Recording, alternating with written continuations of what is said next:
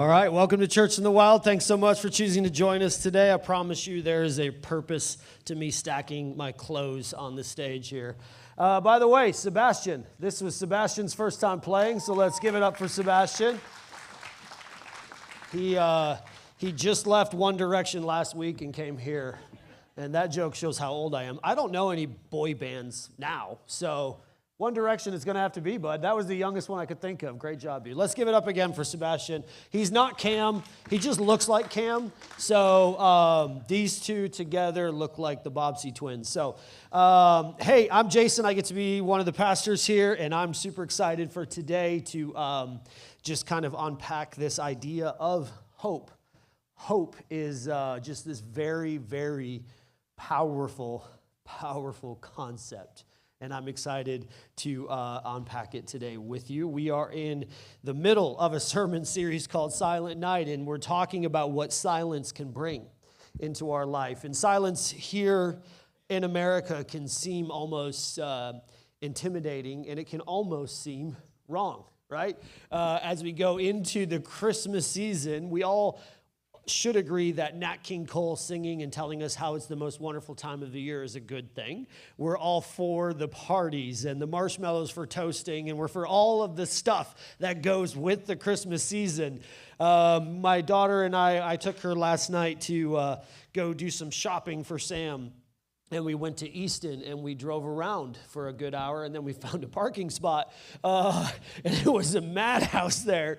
And I realized something. There's a couple things that happened while I was there. Number one, I didn't know that there was a Tecovas store in Easton.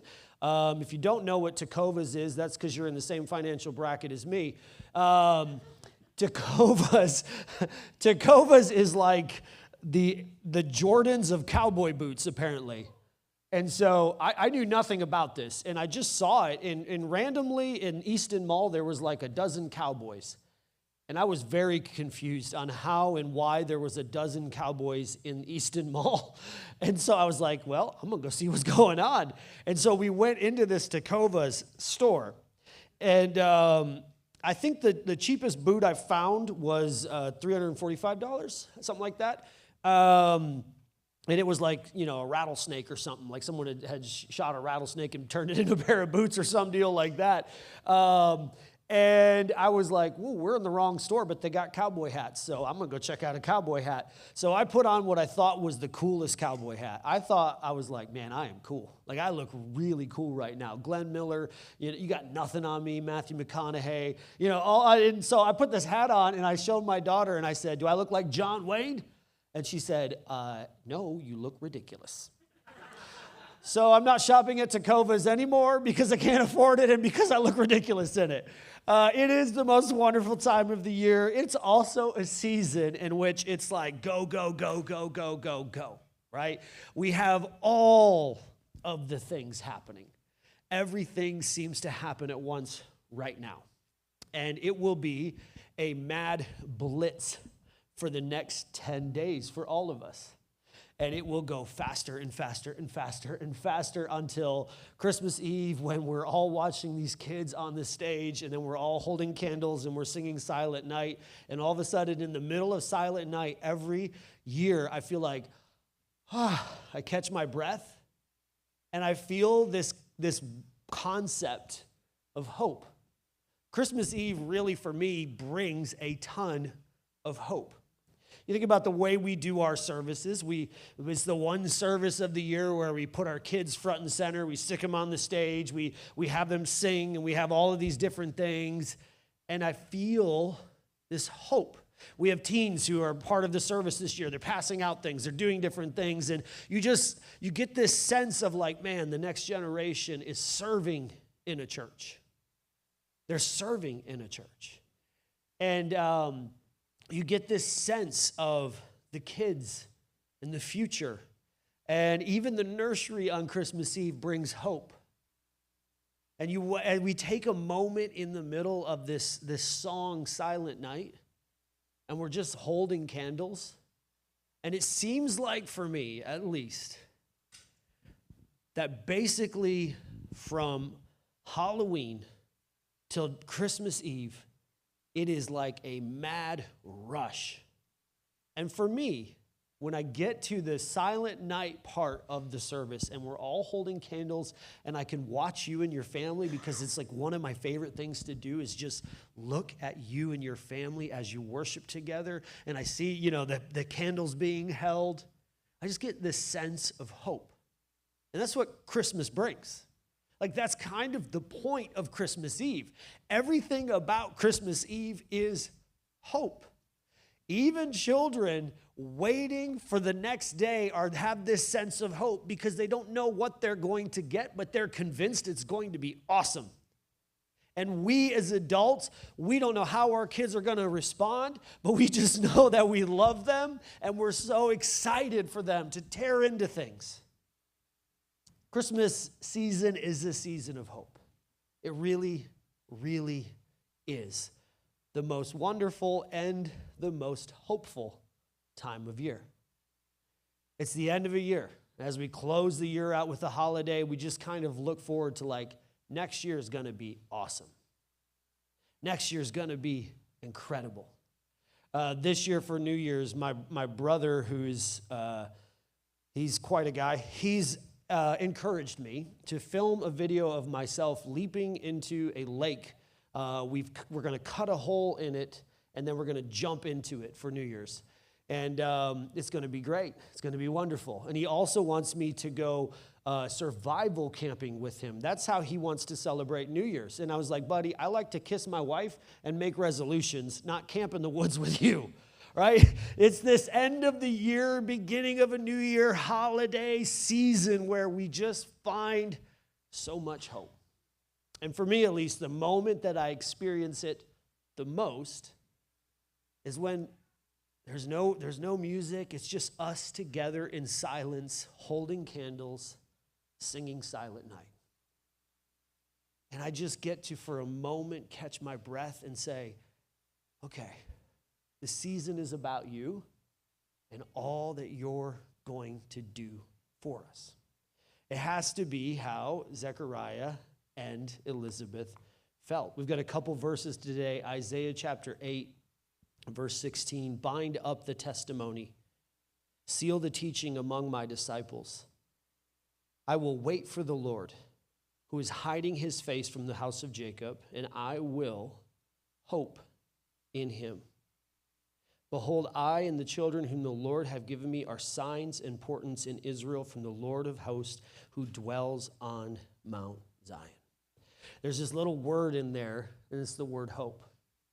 And as we'll walk through this, we'll see just how important that word is. But let's look at Luke chapter 1, verse 5. Luke chapter 1, verse 5. In the days of Herod, king of Judea, there was a prince named Zechariah of the division of Abijah. He had a wife from the daughters of Aaron, and her name was Elizabeth. I'm going to spoil some of my sermon right now because I want you to really hear this a couple of times. Zechariah's name means God remembers, and Elizabeth's name means God promise. So literally together, their name means God remembers his promises. And they were both righteous before God, walking blamelessly in all the commandments and statutes of the Lord. But they had no child, because Elizabeth was barren. Both were advanced in years. Now, while he was serving as priest before God, when his division was on duty, according to the custom of the priesthood, he was chosen by lot to enter into the temple of the Lord and to burn incense.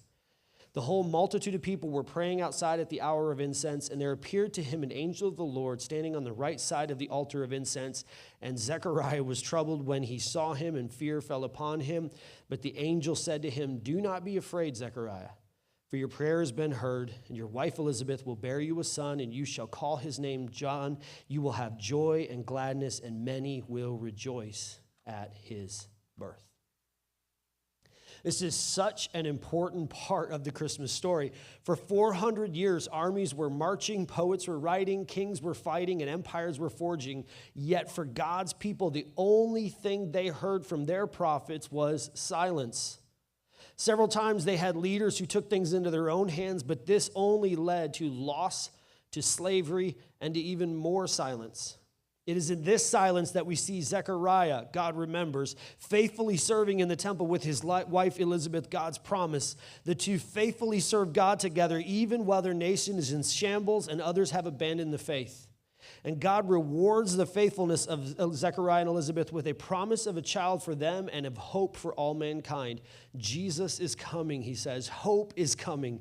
Their son will go before him, preparing the way for the way. And it is in this moment that we begin to see this idea of hope. It is in this moment that silence begins to bring in hope and God begins to speak for the first time in 400 years. There's been 400 years of absolute silence. And then suddenly God appears and begins to speak. And he promises that he does remember his promises and that hope is on its way.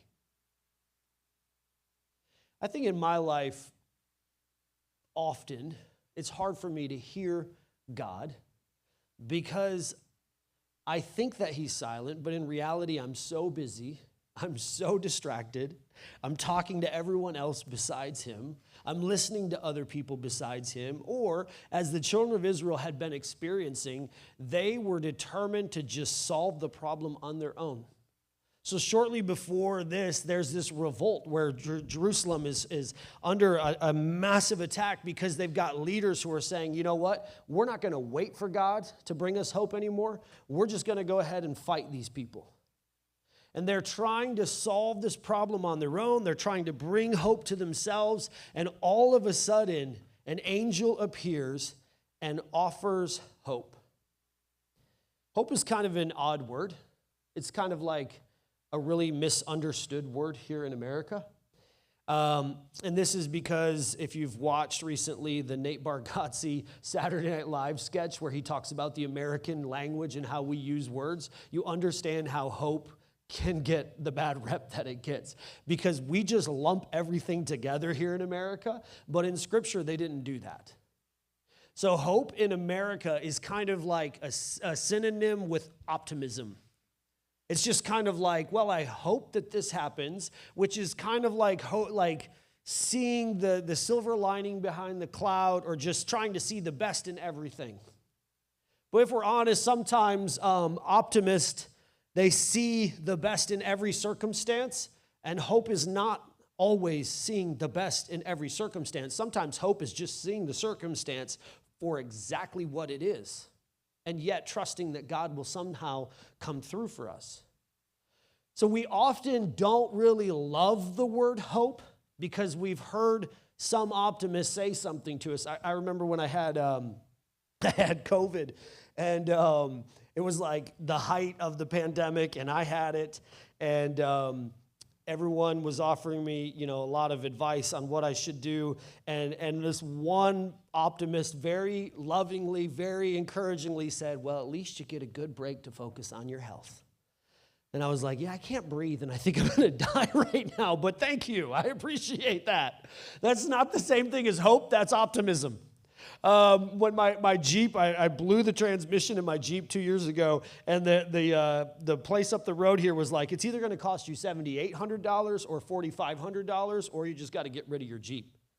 And someone who is very kind and a very real optimistic was like, at least God gave you $100 last week. I'm like, yes, at least he did. Thank you for pointing that out. Now I need to find 7,700 more, right? It's not the same word for hope as the word for optimism. Optimism is seeing the best in every circumstance, and optimism is important and it's good. But hope is a different word. Hope is an entirely different word. When we think of hope, some would say it must be wishful thinking. Others would say that it's just pointless. Others would say it's everything. We don't really understand it. And so I'm going to do my best to explain this to you today. Biblically, hope has 3 different meanings and 3 different definitions. So the first word for the idea of hope is the word yakal. Yakal. Yakal means to wait. It means to wait like Noah did in the ark. It's to wait in a situation and just have this hopeful expectation that somehow God will come through. So Noah sits in an ark and he's waiting, but he's also releasing birds to go find dry land. That is an act of hope. Okay, so as he's releasing birds, he's showing that he's hoping that God will remember his promises and that the waters will recede and that God will do what God said he would do. And this is how most of us think of hope. Most of us think of hope like a child on Christmas Eve, hoping that the things on our wish list got answered, and we have this waiting, this expectation that God will come through with really good blessings. And that is a piece of hope, but that's not the entirety of hope. So I've asked a couple guys to come show us the second definition of hope. The second definition of hope is the word kavah. It is kavah. And it is to wait under extreme tension. Okay? So we got Cam and Sebastian, and they're going to show us what the Hebrew authors meant when they would say that they hope in God. David would write in Psalms, "My hope is in God." We sing the Crowder song, "All my hope is in Jesus." And what that word means is these guys are going to stretch this rope as tight as they can pull it. Okay? This is the idea of the word hope. It's this right here. It is being stretched so tight and in so much tension, with so much force pulling you in every direction that you feel like you're going to be torn apart and you don't know how much longer you can hold on, and yet you just believe that God will still do what he says he will do. It's to wait under extreme tension like a cord that is stretched tight. You guys pull tighter? Pull tighter. So as they pull tighter, the tension increases. And here's what's happening in some of our lives. Some of us right now are sitting with hopeful expectation that the end of this year is going to be beautiful and the beginning of next year is going to be wonderful, and God is going to give us everything on our New Year's wish list and our Christmas wish list, and it's all going to go up wonderful. And then others of us in this same exact room feel like we're stretched so tight that we cannot possibly be stretched anymore. And yet both of us can have biblical hope. You see, it's not blind optimism.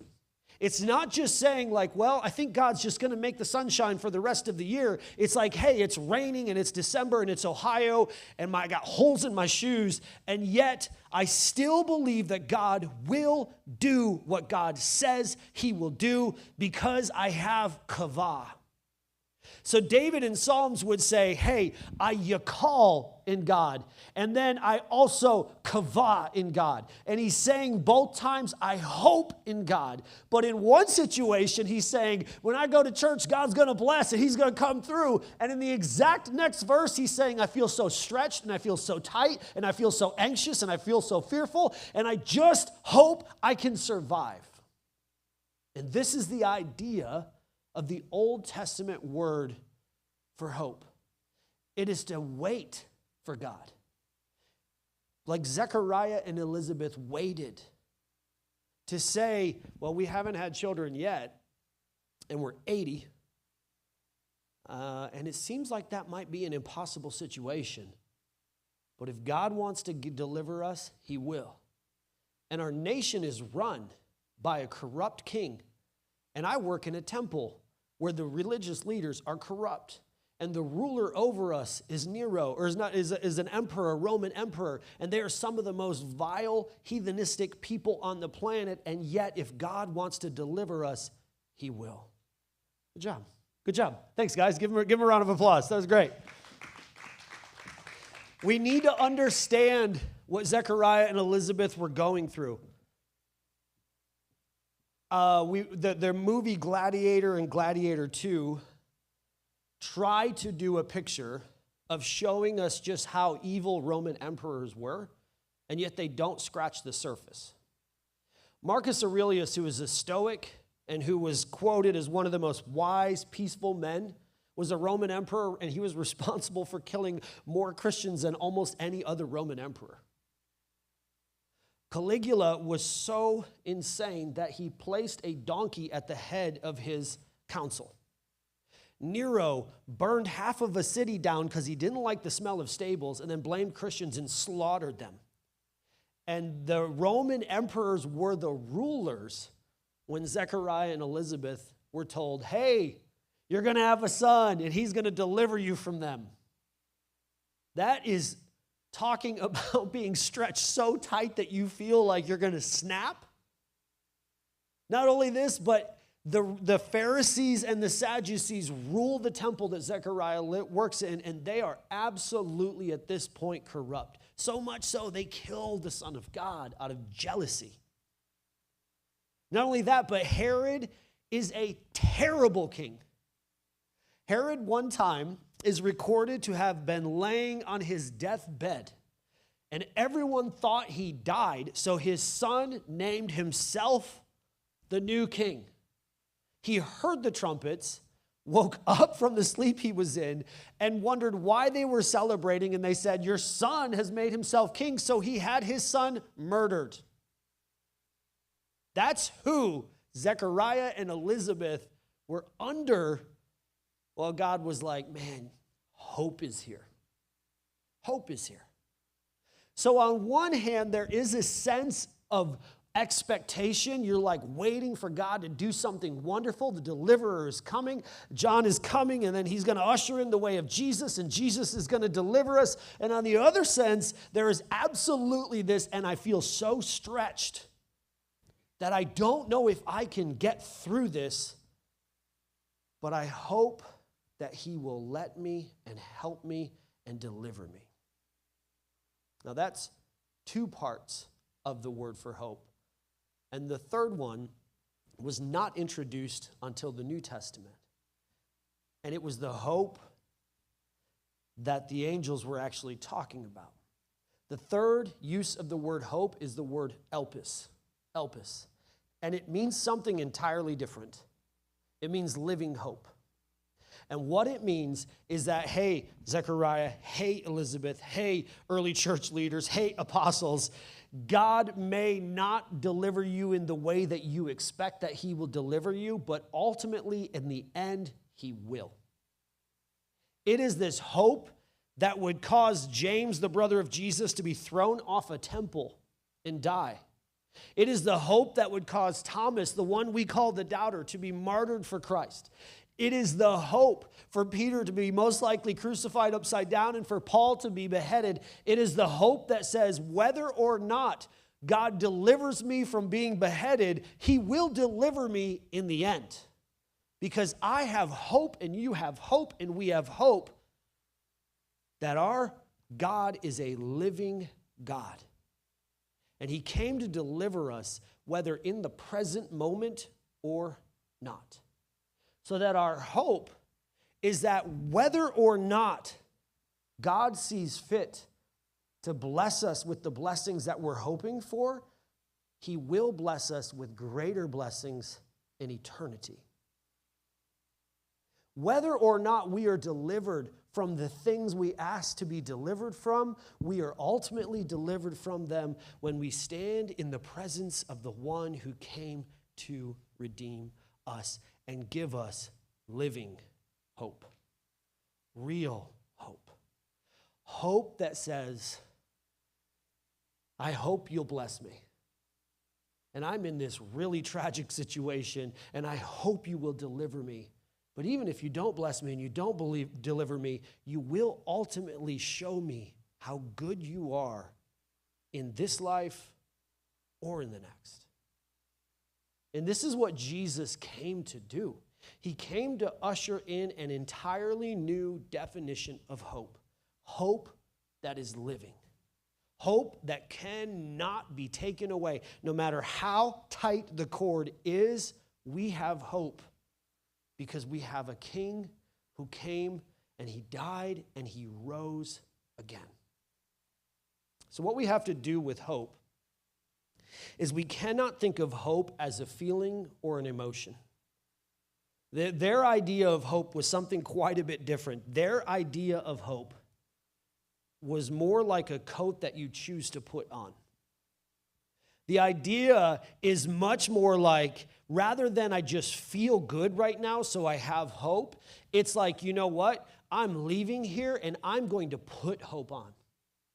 I'm going to choose that even in the midst of my anxiety and in the midst of my depression and in the midst of my sickness and in the midst of my problem and in the midst of this and the midst of that and in the midst of that, I'm just going to go ahead and choose to put hope on, and I'm going to choose for hope. So I brought a coat today. Sometimes in life, you have to choose to wait with hopeful expectations. Sometimes it looks like there's no solution, and you just have to make the choice to say, whether I can see it or not, I'm going to choose to wait for him. Rather than try to solve my problems on my own and rush into a worse situation, I'm going to choose to wait and trust that he will bless me. But sometimes hope might be more like this, where we have to say, you know what? I choose right now, even though I feel so stretched and so tight, I just choose to trust that he will deliver me because he says he will. So I'm going to make that choice. And then sometimes, my wife bought me these fancy gloves, and I'm still trying to figure out how to put them on. Sometimes we say, you know what? I hope he's going to bless me. I really, really hope he's going to deliver me. I hope I stop dropping this mic. I'm not very good at this. But I also know, and I choose to put on, that even if I'm not delivered, I will be delivered in heaven with him. And I got to make a choice to put on these different types of hope all the time. It takes wisdom to say, sometimes I'm just going to hope for good things. And sometimes I'm going to hope that bad things stop happening. And sometimes I'm going to hope that I'll see my family again. So yesterday, worship team, you guys can come up here. We're almost done. Yesterday, I was cleaning some buildings, and there's this country song by a guy named Jamie Johnson, and it's this song called In Color. And it's an older song, and it's like, you ever hear a song and you're like, did this guy write this about my life? Like, was he there when It's a song about a guy sitting down with his grandpa who's showing him black and white photos of the Great Depression and World War II and then his marriage. And I literally have all three pictures of my grandpa, and they're all in black and white. And I've literally had the same exact conversations he had with the songs. And I just remember thinking about Christmas. And I remember the Christmas my grandfather died. And I remember driving entirely too fast from Chicago, Illinois, as fast as I could go, just praying, God, don't let a policeman see me. I don't know if that's a biblical prayer or not, but I was praying it. And I was going well over a speed limit, and also praying that God would somehow keep my grandfather alive long enough for me to go see him one more time. And when I got home, he'd passed away.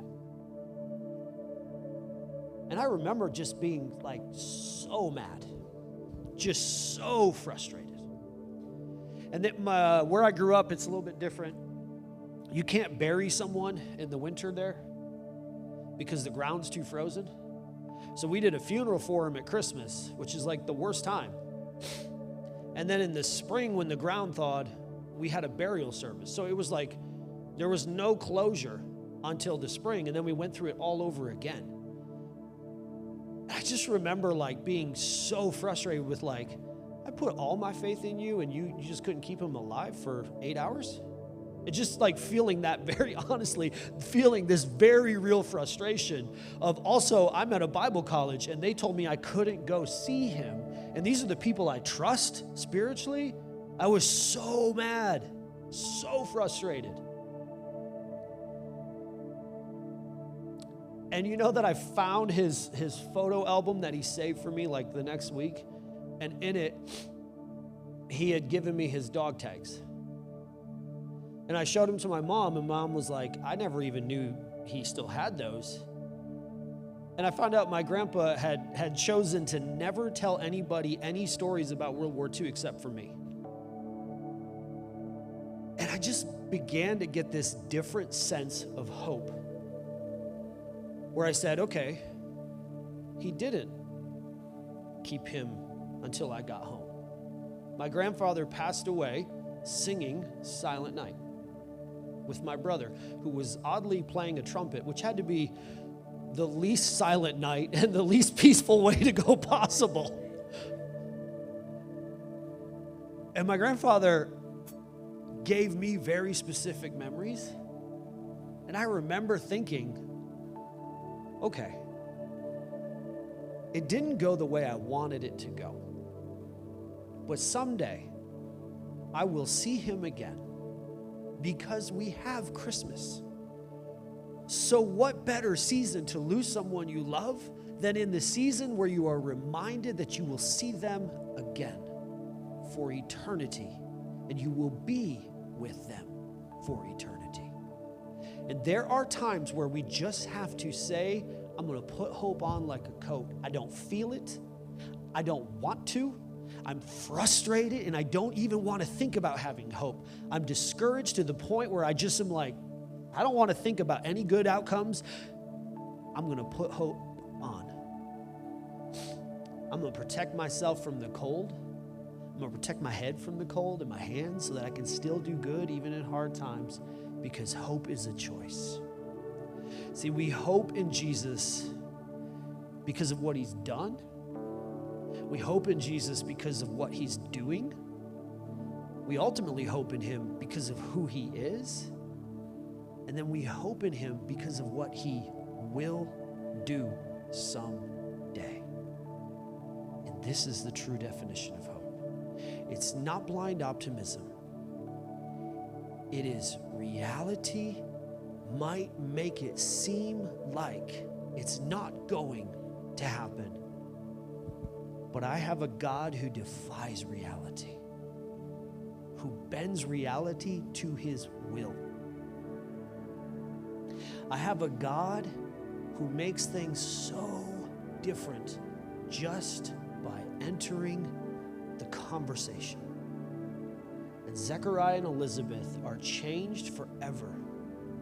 And we look at them today and we realize that God remembers his promises. It's no mistake that in the middle of 400 years of silence, God calls a man named God Remembers to marry a girl named God's Promises. And today we know that if he promises it, it will come to pass because of the first silent night. So let's stand to our feet today. I don't know which of the three types of hope you need to put on. Maybe it's just hopeful expectation of like, man, God's going to do something this year. And it's going to be awesome. And I cannot wait for him to do it. That's the type of hope I'm putting on this year. That's the type of hope that I'm telling myself, I cannot wait to see what God does. Maybe you need to put on a different type of hope. It's like, I feel so stretched right now that I feel like I'm going to snap. I am that cord. I feel like Zechariah and Elizabeth felt, like I'm stretched. But he's in with me in the middle of all of that tension. Or maybe it's the third one. Hey, this didn't go the way I hoped it would. But it will someday. Because that's who he is. And that's what he promises. Whichever one of these hopes you need to put on, I'm going to encourage you to put it on today. To make a mental choice to put on hope. Maybe you need to today just find a moment to be silent to just shut off Nat King Cole and Andy Williams, shut off football. Maybe today's the day to not go to the mall for a minute and just ask God, which hope are you asking me to put on? Let's pray. Heavenly Father, Lord, you are good, you're loving, you're just, you're